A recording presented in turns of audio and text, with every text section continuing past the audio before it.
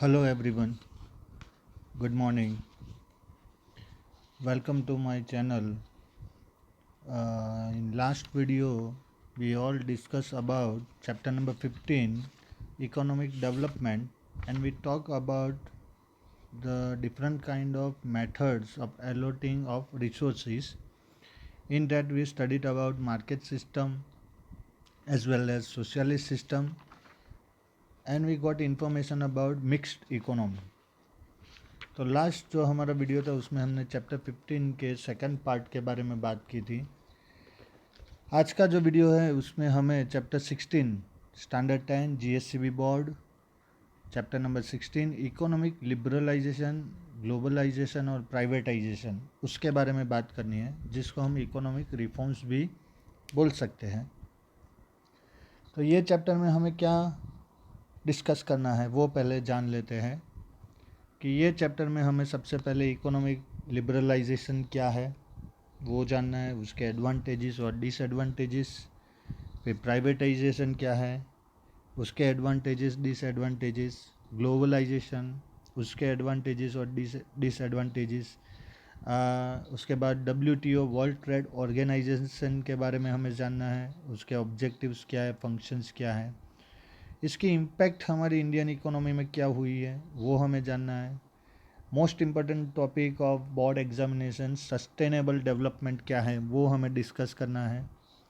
हमारे जो natural resources है उसको क्यों कंजर्व और प्रिजर्व करना है उसके बारे में डिस्कस करनी है। और लास्ट में जो ये एनवायरनमेंट है उसको प्रोटेक्ट करने के लिए कौन से स्टेप्स लेने चाहिए उसके बारे में बात करनी है। और at the end of the video I give you some exercise for your revision. तो स्टार्ट करते हैं आज का वीडियो।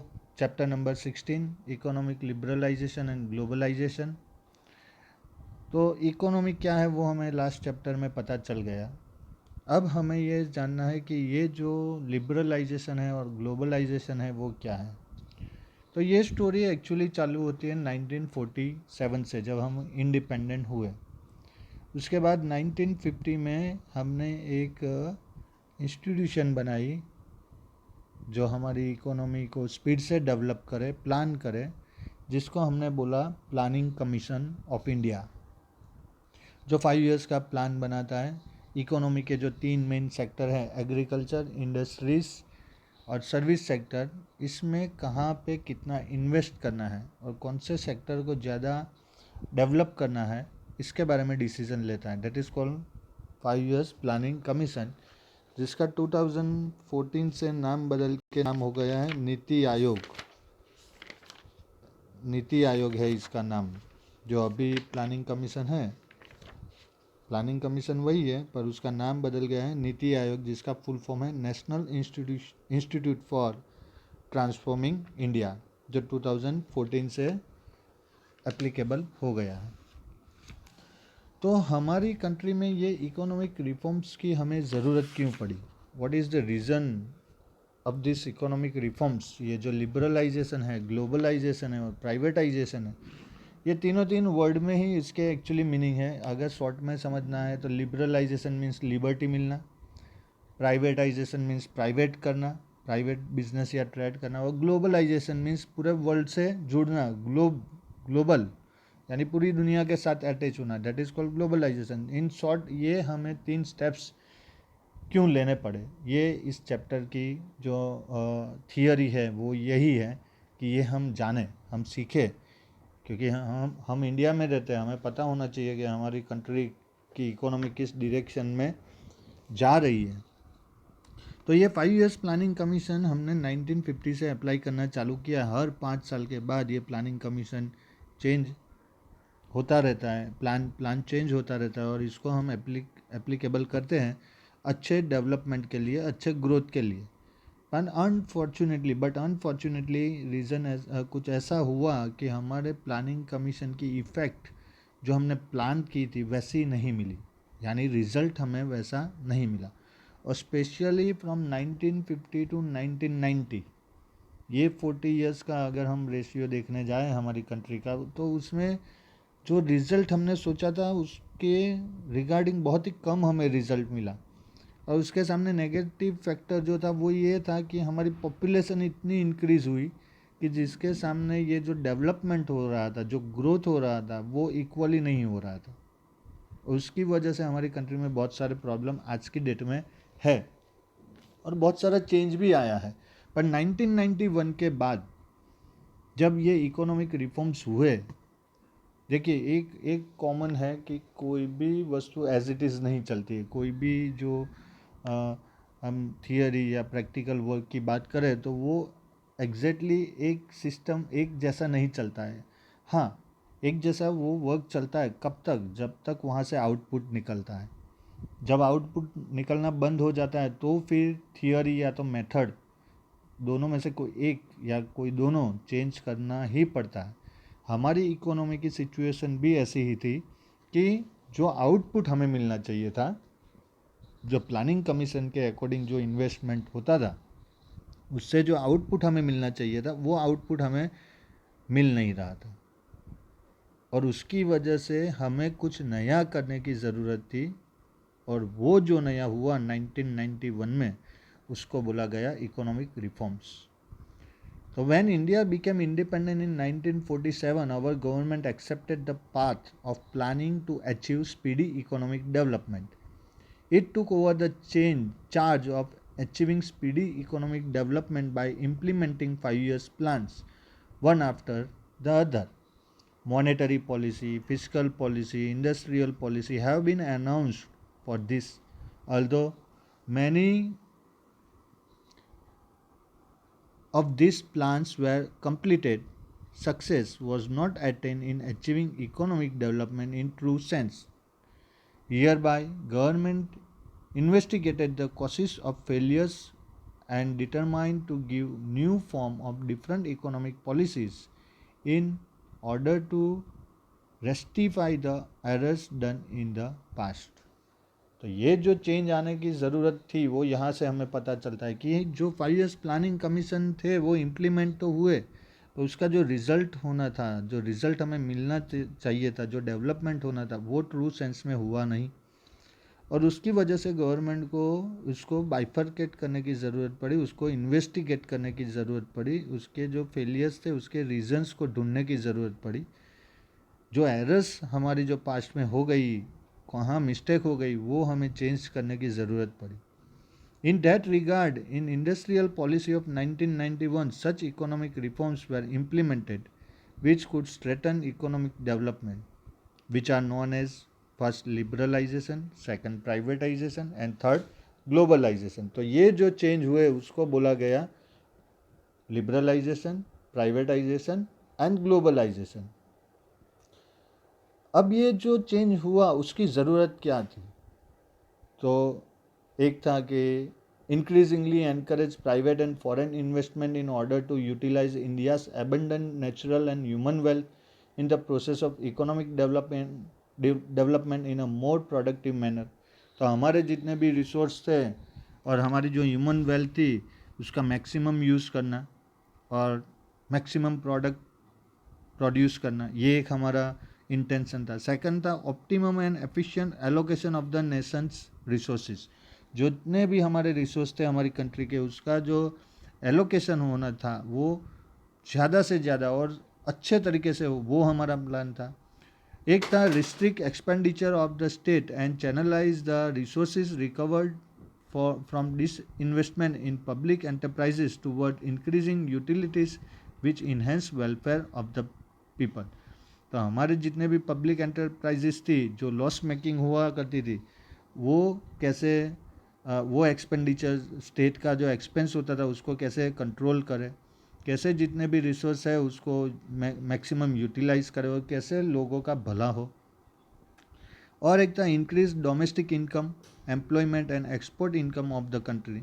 हमारी जो डोमेस्टिक यानी जो लोकल ट्रेड था वो इंक्रीज़ करना था, लोगों को ज़्यादा से ज़्यादा एम्प्लॉयमेंट मिले वो था। और हमारे जो एक्सपोर्ट आइटम्स थी वो इंक्रीज़ हो, वो एक हमारा प्लान था।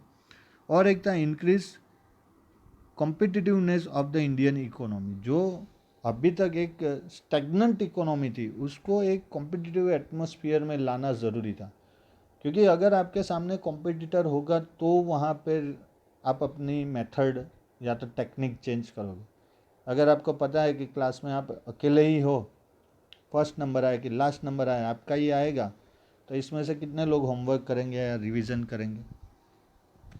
क्योंकि आप अकेले हो, देयर इज़ नो कंपटीशन। तो कंपटीशन के बिना इनोवेशन नहीं होता है, कुछ नया नहीं मिलेगा। तो हमारी जितनी भी कंपनीज, फैक्ट्रीज, इंडस्ट्रीज थी, हमारे जितने भी इकोनॉमिक सेक्टर्स थे, उनको एक ऐसा एटमॉस्फेयर प्रोवाइड करना कि जहाँ से डेवलपमेंट स्पीड से हो। और ये सब वजह से हमें ये रिफॉर्म्स करने पड़े, जिसको बोला गया इकोनॉमिक रिफॉर्म्स, जिसमें है लिबरलाइजेशन, प्राइवेटाइजेशन एंड ग्लोबलाइजेशन। तो सबसे पहले आज हम डिस्कस करने वाले हैं लिबरलाइजेशन के बारे में कि वो क्या है। सो सी लिबरलाइजेशन। अब यहाँ पे आपको स्क्रीन के ऊपर एक ग्राफ दिख रहा है, ये वाला। अगर आप ये ग्राफ को देखो तो 1991 से अगर ये जीडीपी ग्रोथ हम देखेंगे तो ये इंक्रीज़ हो रहा है। अब आप कहीं नेट के ऊपर या तो कहीं और सोर्सेज के ये 1991 से पहले वाला आप देखना, तो यहाँ पे आपको मिलेगा कि ये जो हमारा 1951 से 1990 तक का टाइम था, तब हमारा जीडीपी ग्रोथ हार्डली 3.5% के आजू बाजू था और वहाँ पे ही रुका हुआ था, जबकि उसके सामने जो पॉपुलेशन थी वो कांस्टेंट बढ़ रही थी। इतनी बढ़ रही थी कि करोड़ों के ऊपर, 100 करोड़ के ऊपर निकलने वाली थी। और इसकी वजह से ये ज़रूरी था कि ये डेवलपमेंट हो। अब ये डेवलपमेंट लाने के लिए क्या ज़रूरी था? लिबर्टी देना। क्योंकि एक है, डोमिनेंस में आप काम नहीं कर सकते हो। जैसे अगर आपको आपकी स्किल डेवलप करने का खुद चांस मिले, तो I think you show your skill, you can do more better work. क्योंकि हर एक इंसान के अंदर कुछ ना कुछ टैलेंट है। हाँ, रिस्ट्रिक्शन, डिसिप्लिन होना चाहिए, पर इतना भी नहीं, इतना भी डोमिनेंस नहीं होना चाहिए कि जिससे किसी की लिबर्टी ही चली जाए। अब यहाँ पे ये सिचुएशन हमारी इकोनॉमी की थी कि हमारी जितनी भी इंडस्ट्रीज थी, जितने भी हमारे तीन सेक्टर्स थे, वहाँ पे अब तक जो गवर्नमेंट की पॉलिसीज थी वो इतनी स्ट्रिक्ट थी कि हम अदर कंट्रीज़ के साथ कोई ना ही ट्रेड कर सकते थे, ना ही कोई अदर कंट्रीज़ की कंपनी हमारे कंट्री में अपना प्लान चालू कर सकती थी। इतना strict law and order, paper work इतना था, लाइसेंस सिस्टम इतनी थी। अगर आपको खुद कोई ट्रेड चालू करना है, कोई छोटा बिजनेस चालू करना है, तो बहुत सारी फॉर्मेलिटीज़ थी। और इसकी वजह से एनकरेजमेंट नहीं मिल रहा था। किसको? जिन लोग को बिजनेस करना था उन लोग को, जिसको अपना फॉर्म, अपनी कंपनीज, जो अपनी इंडस्ट्रीज, अपनी एंटरप्राइजेस को एक्सपांड करना था, वो भी नहीं कर रहे थे। और ज़्यादा डोमिनेंस था पब्लिक सेक्टर का, यानी गवर्नमेंट अथॉरिटी का। जितने भी सेक्टर्स, जितने भी, अगर आपको अच्छे से याद हो तो 8 स्टैंडर्ड का एसएस आप याद करो, वहाँ पे सेमिस्टर 2 में शायद आपने पढ़ा होगा that all the economic work of the country is divided into different kind of subject between central government and state government. याद आया आपको? तो ये जितने भी सब्जेक्ट है उसकी सबकी अथॉरिटी गवर्नमेंट के पास थी। अब यहाँ पे प्राइवेट सेक्टर्स को बहुत कम चांस मिला था। अब यहाँ पे लिबरलाइजेशन और प्राइवेटाइजेशन इनडायरेक्टली एक दूसरे के कांटेक्ट में आता है, वो भी आपको एक समझना पड़ेगा। तो यहाँ पे होता क्या था एक्चुअली में कि कोई भी अपने हिसाब से यहाँ पे बिजनेस या ट्रेड नहीं कर सकता था। और 1991 के बाद गवर्नमेंट ने डिसाइड किया कि ये जितनी भी टर्म्स है उसको थोड़ा लिबरल करना है, मोटिवेशन, एनकरेजमेंट देना है कि जितने लोग को बिजनेस या ट्रेड करना है वो इजीली कर सके, अपने हिसाब से छोटा बिजनेस या बड़ा बिजनेस जो भी करना चाहिए। और जो फ्रीडम मिली उसको बोला गया लिबरलाइजेशन। तो economic liberalisation, government gradually reduce the restrictions and controls imposed on private sector and encourages economic development. तो यहाँ पे गवर्नमेंट ने जो प्राइवेट सेक्टर के ऊपर जितने भी रिस्ट्रिक्शन रखे थे उसमें थोड़ी फ्रीडम देना चालू किया।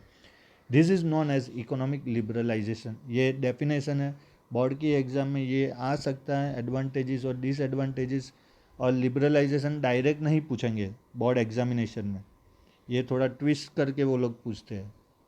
15 चैप्टर में भी जो हमने मार्केट सिस्टम के बारे में बात की थी, तो ऐसा क्वेश्चन पेपर के अंदर नहीं लिखा होगा कि what is market system and what are the advantages and disadvantages. वो इस तरह से नहीं पूछते हैं, वो उल्टा करके पूछते हैं कि explain the sector which do not control by government, ऐसा करके कुछ पूछते हैं। तो उसका मीनिंग ये हो जाता है कि यहाँ पे मार्केट सिस्टम या तो कैपिटलिस्ट सिस्टम की बात करनी है। यहाँ पे भी लिबरलाइजेशन की बात करते हैं तो एग्ज़ाम ने बोर्ड एग्जामिनेशन में खास करके डायरेक्टली आपको नहीं पूछेंगे, क्योंकि आप 10th स्टैंडर्ड में हो। अब मैं जो एक्सप्लेन कर रहा हूँ वो आप पढ़ लोगे तो भी आपको याद तो रह जाएगा। ये अलग बात है कि इकोनॉमिक्स से आपका फर्स्ट टाइम ये सब्जेक्ट से कांटेक्ट हुआ है तो थोड़ी डिफ़िकल्टी होगी, पर according to 10th standard student you are able to memorise everything. तो यहाँ बोर्ड में जो आपकी जो टेस्ट होती है वो आपकी मेमोरी की टेस्ट नहीं है, आपकी प्रेजेंस ऑफ माइंड की टेस्ट है कि आप क्वेश्चन को किस तरह से समझते हो। अभी रिसेंटली मैं जो बोर्ड पेपर चेक करके आया तो ऐसे बहुत सारे पेपर्स ऐसे हैं जिनमें बच्चे को क्वेश्चन ही समझ में नहीं आया और उसकी वजह से उसने आंसर रॉन्ग लिख दिया। ऐसा भी होता है क्योंकि लिबरलाइजेशन के बारे में पूछा है, पर पता तो होना चाहिए क्वेश्चन पढ़ के कि हाँ यही लिबरलाइजेशन है। अगर क्वेश्चन से ही हमें पता नहीं चल रहा है कि कौन सा टॉपिक हमें पूछा है तो फिर आंसर आपको आता हो फिर भी आप नहीं लिख पाओगे, ये होता है। और ये जो 2020 का 19 का जो बोर्ड एग्जामिनेशन 1920 का निकला था वो तो बहुत ही इंटरेस्टिंग पेपर था। सब क्वेश्चन इतने इजी थे पर ट्विस्ट करके पूछे थे, उसकी वजह से आप जो है वो कंफ्यूज हो गए। और ये प्रॉब्लम बोर्ड में मेजरली आता है, इसलिए इसको ध्यान से आपको समझना पड़ेगा। पहले एग्ज़ाम में आप क्वेश्चन समझो, जब तक आप क्वेश्चन नहीं समझोगे तब तक आपको ये पता नहीं चलेगा कि क्या आंसर हमें लिखना है। तो लिबरलाइजेशन का मीनिंग आपको पता चल गया कि government when gives reduce the restriction on private sector and encourage economic development, that is called liberalisation. इसको लिबरलाइजेशन बोलते हैं। This is known as an economic liberalisation.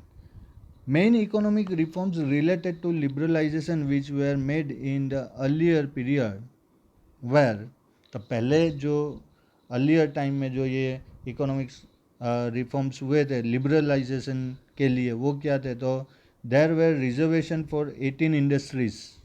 18 industries ऐसी थी जिसके लिए रिजर्वेशन था। For the industries other than them compulsion to take government permission was eliminated. तो compulsion जो ये इंडस्ट्रीज चालू करने के लिए गवर्नमेंट परमिशन लेनी चाहिए थी वो एलिमिनेट कर दिया गया, वो बंद कर दिया गया। Area other than railways, atomic energy and defence were open for private sector. तो आज के डेट में भी रेलवे जो है पब्लिक प्रॉपर्टी है, एटॉमिक एनर्जी और डिफेंस जो है वो गवर्नमेंट अथॉरिटी है। इनके अलावा जितने भी सेक्टर्स थे वो प्राइवेट सेक्टर के लिए ओपन कर दिया गया। जैसे इलेक्ट्रिसिटी, आज देख लो आप, टोरेंट पावर है वो प्राइवेट है, ये प्राइवेटाइजेशन हुआ। मैंने आपको बोला ना लिबरलाइजेशन और प्राइवेटाइजेशन बहुत ही पैरेलल टॉपिक है। तो यहाँ पे गवर्नमेंट ने सब रिस्ट्रिक्शन हटा दिए। किस लिए? ये जितने भी सेक्टर्स थे, जितने भी इंडस्ट्रीज थे उसके ऊपर से।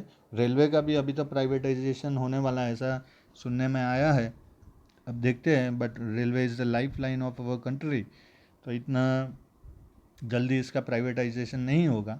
पर लिबरलाइजेशन में ये कॉन्सेप्ट आता है कि government maximum sectors private sector के लिए ओपन कर देते हैं। Third, the tradition of compulsory registration for industries was cancelled. तो पहले ऐसा होता था कि अगर आपको कोई भी इंडस्ट्रीज चालू करनी है तो गवर्नमेंट में आपको उसका रजिस्ट्रेशन करवाना पड़ता था, लाइसेंस लेना पड़ता था। तो ये पूरा सिस्टम बंद कर दिया। और नेक्स्ट है provisions to take government permission for setting up industries which do not cause pollution and are not hazardous for environment was cancelled। तो ये जो प्रोविज़न था गवर्नमेंट का कि इंडस्ट्रीज जो do not cause pollution and are not hazardous for environment was cancelled. यानी जो भी आप इंडस्ट्रीज ऐसे ही डाल सकते हो जहाँ पे पॉल्यूशन नहीं हो या तो एनवायरनमेंट को नुकसान नहीं हो, वो जो 100% जो वाला कॉन्सेप्ट था कि ऐसा नहीं होना चाहिए, वो गवर्नमेंट ने वो प्रोविज़न को वहाँ से उसमें थोड़ा सेटिंग किया, थोड़ा चेंज किया कि अब थोड़ी आपको प्रोटेक्शन के साथ में आपको परमिशन मिल जाएगी। अगर ऐसी कोई इंडस्ट्रीज़ है जिससे एयर पोल्यूशन या वाटर पोल्यूशन या तो लैंड पोल्यूशन होता है तो आपको प्रिकॉशन लेनी पड़ती है उसकी, पर आपको परमिशन मिल जाएगी। तो इस तरह से लिबरलाइजेशन अप्लाइड हुआ। उसका मेन पर्पस था कि मैक्सिमम इकोनॉमिक डेवलपमेंट हो कंट्री के अंदर। अब डेवलपमेंट तब भी होगा जब इन्वेस्टमेंट होगा। Without investment there is no development and without development there is no growth.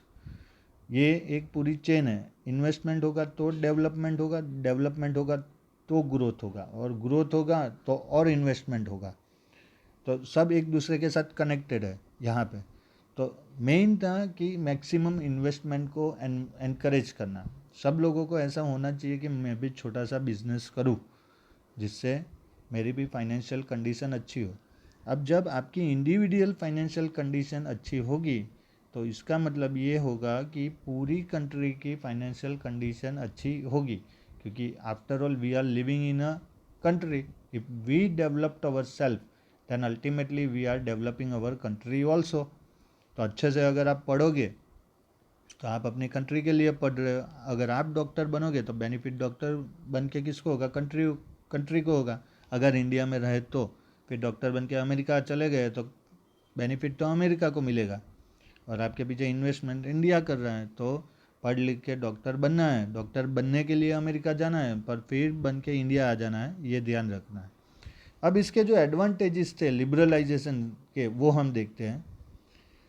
तो इसके एडवांटेजेस क्या थे? तो यहाँ पे स्क्रीन के ऊपर जो है वो देख लो पहले। तो industrial licensing, increase the foreign investment, increase the foreign exchange reserve, increase in consumption and control over prices, check on corruption, and reduction in dependence on internal commercial borrowing। ये सब में हमें बेनिफिट हुआ। अब इसको समझ लेते हैं एक बार कि as a result of liberalisation private sector has got an opportunity to make unconstrained development which led to increase in production। तो यहाँ पे लिबरलाइजेशन की वजह से प्राइवेट सेक्टर को अपॉर्चुनिटी मिली। अब यहाँ पे एक समझ लो कि प्राइवेट सेक्टर बेनिफिट के प्रॉफिट के लिए ही काम करता है, वो कभी वेलफेयर के लिए काम नहीं करता है। इसलिए यहाँ पे बेनिफिट क्या हुआ कि प्रोडक्शन इंक्रीज़ हुआ, क्योंकि जितना भी ज़्यादा प्रोडक्शन होगा उनका प्रॉफिट इतना बढ़ेगा। और प्रोडक्शन बढ़ाने के लिए चेंजेस लाने पड़े, वो उन्होंने किया। Second, because of accepting policy of liberalisation global trade standard getting an impetus and there has been increase in global trade. तो लिबरलाइजेशन की वजह से ग्लोबल ट्रेड में हम इन्वॉल्व हुए, वो हमारे ऊपर इफ़ेक्ट करने लगा। अब बाहर की जो कंपनीज है वो भी इफ़ेक्ट करती है, और इसकी वजह से हमारा ग्लोबल ट्रेड था, दूसरी कंट्री के साथ जो ट्रेड था वो इंक्रीज़ हुआ। तो आप अब आपके मम्मी डैडी को शायद पता होगा कि उनको पूछना कि 1991 से पहले कितनी प्रोडक्ट्स, जो प्रोडक्ट्स मिल रही है उसमें से कितनी प्रोडक्ट 1991 से पहले मिल रही थी। जैसे आप मैकडोनल्ड का पिज़्ज़ा है, डोमिनोज़ है, ये जितनी भी ब्रांड्स हैं उसमें से कितनी ब्रांड्स वो टाइम पे अवेलेबल थी, तो आपको पता चल जाएगा कि क्या है globalisation. Third, because of the increase in foreign trade there has been increase in reserve of foreign exchange. तो कोई भी कंट्री की इकोनॉमी स्ट्रॉन्ग कब होती है? जब उसके पास फॉरेन एक्सचेंज जो होता है वो अगर ज़्यादा हो। फॉरेन एक्सचेंज कब हमारे पास आता है? जब हमारा एक्सपोर्ट अच्छा हो, जब हम दूसरी कंट्री को अच्छी प्रोडक्ट सेल करते हैं तब हमारे पास फॉरेन एक्सचेंज बढ़ेगा, अदरवाइज़ नहीं बढ़ेगा। और फॉरेन एक्सचेंज जितना हमारे पास ज़्यादा होगा, Indian economy become strong like that. अगर हमको फ्यूचर में अमेरिका के जैसा सुपर पावर बनना है, या तो डेवलपिंग नेशन से डेवलप नेशन तक हमें जाना है तो हमें ये फॉरेन एक्सचेंज जो है वो बढ़ाना पड़ेगा, और वो तभी बढ़ेगा जब प्रोडक्शन बढ़ेगा। Without production it is not possible, और प्रोडक्शन तभी बढ़ेगा जब एनकरेजमेंट मिलेगा। तो यहाँ गवर्नमेंट ने ये किया, इससे हमारा फॉरेन एक्सचेंज जो रिजर्व फॉरेन एक्सचेंज है वो इंक्रीज़ हुआ। And internal infrastructural facilities increase due to liberalisation, क्योंकि जितना भी ट्रेड अगर आपको बढ़ाना है तो उसके लिए आपको रोड, कम्युनिकेशन, ट्रांसपोर्टेशन, ये फैसिलिटीज़ डेवलप करनी पड़ती है। अब प्राइवेट सेक्टर जब इन्वॉल्व होता है, जैसे रिलायंस है, एल है, तो ये बड़ी बड़ी कंपनी आजू बाजू के एरिया को डेवलप करती है, जिससे इंटरनल इंफ्रास्ट्रक्चर हमारा जो है वो बढ़ता है। तो लिबरलाइजेशन की वजह से हमें ये सब बेनिफिट हुए। अब इससे लॉसेस क्या हुए, डिसएडवांटेजेस क्या है इसके?